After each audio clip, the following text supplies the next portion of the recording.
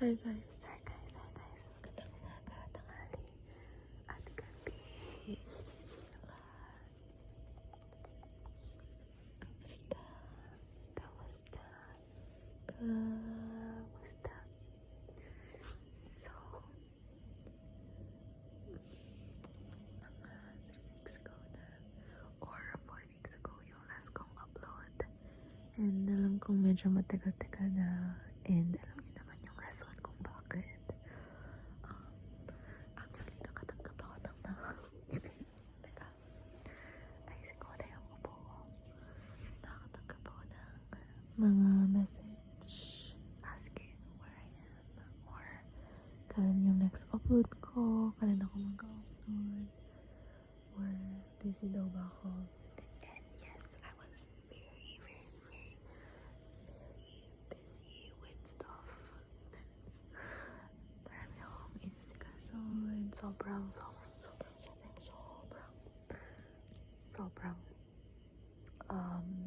busy sa work. Siguro ito na yung isa sa mga months na pinaka-busy ako. So, yes. Pero uncomfortable kasi ang uncomfortable ng upo ko kanina. Pero, hi, kamusta naman kayo? Sana okay lang kayong lahat. Okay lang kayong lahat. Wala akong ginanda as usual. So, this is going to be another ramble ASMR. Wala, random lang. Random checkers. Alam ko marami sa inyong gusto pag nagsasalita ako. Or parang nagkukwento.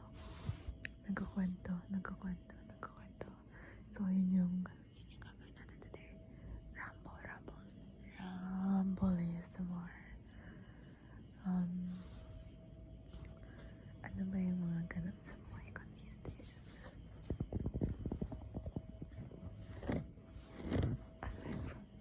Aside from being busy with things, being busy with work, recently nag-resign ako. Yeah. Nag-resign ako.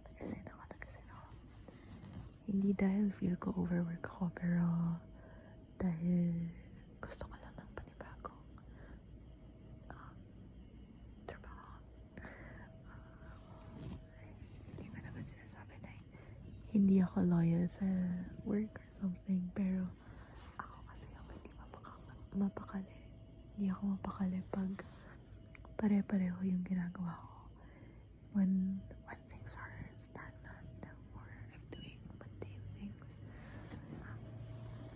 parang hindi ganun ka-exciting, or kaya hindi ko kaya ng corporate. Kasi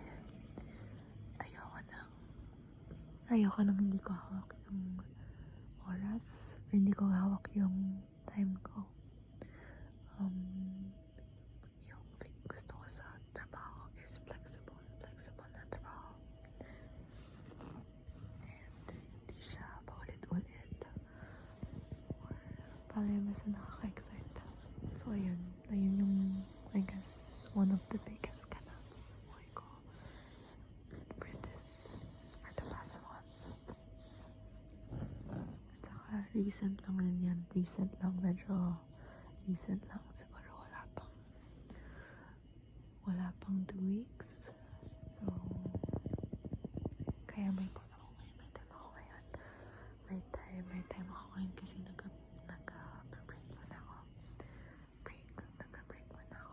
nag-break muna ako. And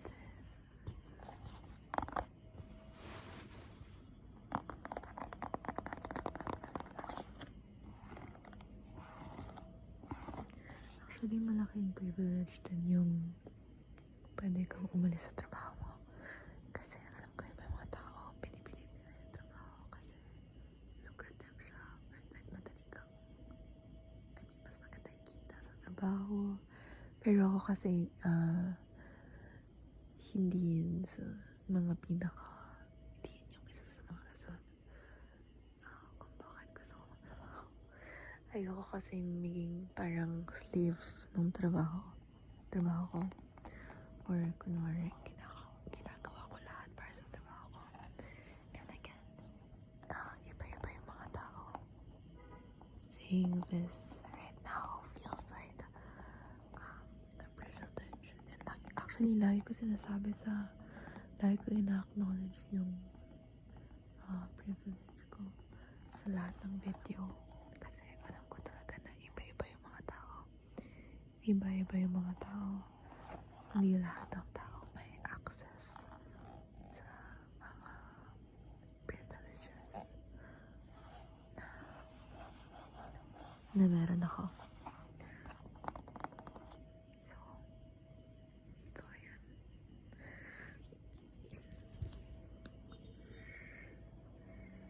Ano kaya yung mag-guess nyo? Ano kaya yung mag-guess nyo? Trabaho ko or gusto kong trabaho?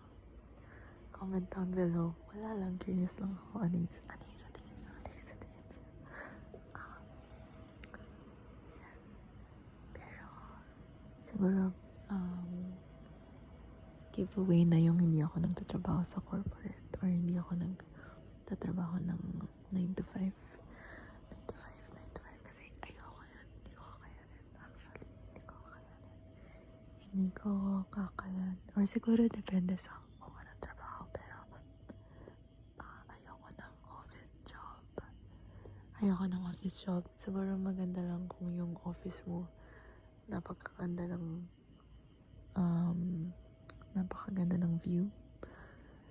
Kunwari sa New York or kahit saan man na maganda yung view. Baka gusto ko magkaroon ng office job, pero wala, ayoko talaga. Ayoko muna siguro for now, pero willing naman ako na matry.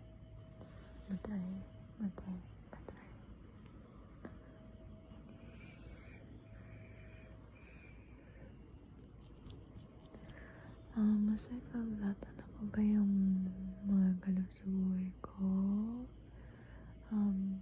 Ayun, kakatapos na ng All Souls Day, araw ng patay, and nakapagbisita pa lahat. Nagbisita ako nung Saturday. And actually, hindi traffic, pero ang daming tao sa labas. Ang weird, no? Ang daming tao sa labas, pero hindi traffic. Hindi traffic sa area namin. Taga-ano kasi ako. Actually, hindi ko sabihin taga-saan ako. Pero, siguro, hindi, sa north ako. Hindi ko alam yung situation sa south kung sobrang traffic pa. Pero, ayun, sa north ako. Sa may north ako.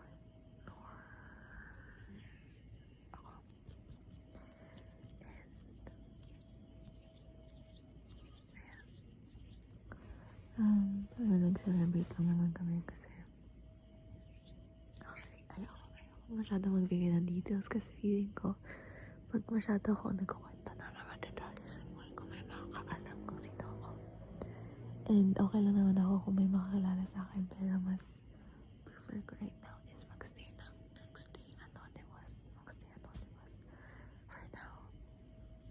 And actually, wala pang nagtatanong sa akin kung ako ba yung ASMR artist na to, or alam ng mga kapatid ko to. Alam ng mga kapatid ko,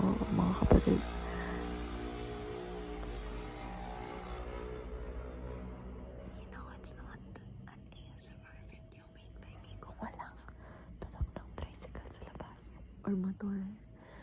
Tunog ng motorcycle sa labas. Sorry kung ang ingay ng motorcycle sa labas. Laging may tunog sa labas kasi ang daming kotse. Ang daming linakasan pa talaga. Pero, I hope hindi yan nakabother sa inyo. Tinatry ko na lang magsalita ng malapit para hindi kayo masyadong mabother sa tunog sa labas.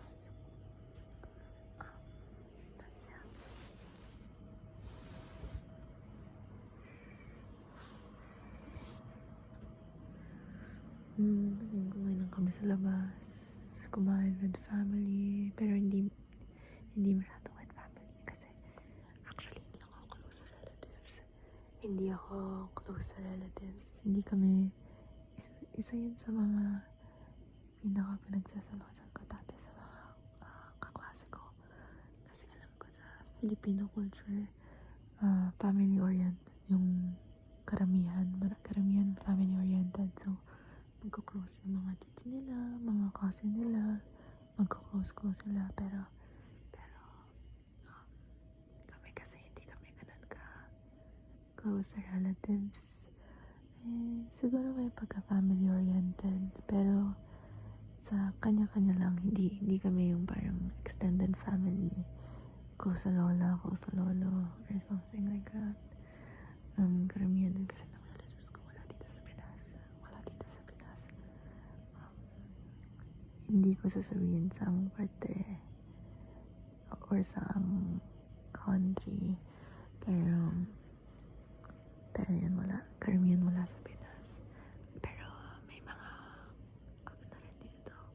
What do you call this? May mga nakatira din dito na katugon ng mga parents ko, pero hindi kami close. Actually, isa lang yung close ko. Isa lang naman yung close ko na relative. And yung close ko na relative wala dito sa Pinas. Dito siya nakatira dati, pero sa iba na siya nakatira. Kaya yun, walang mga family gatherings with other relatives.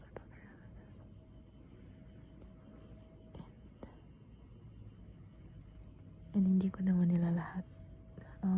Pero hindi siya ganun ka-common sa Chinese culture. Kasi nasabi ko na Chinese ako, pero dito ako pinanganak sa Pinas. And halata naman na fluent ako sa Tagalog kasi yung parents ko dito rin sila pinanganak. Yung tatay ko sa Binondo. Tapos yung nanay ko sa Quezon City. So hindi ako isang alis ko, okay. Pero yun. Ayan lang naman. Okay, medyo mahaba na pala ito. So, I'll end this video. And ipagpapatuloy ko sa susunod na video. Goodbye guys. Good night.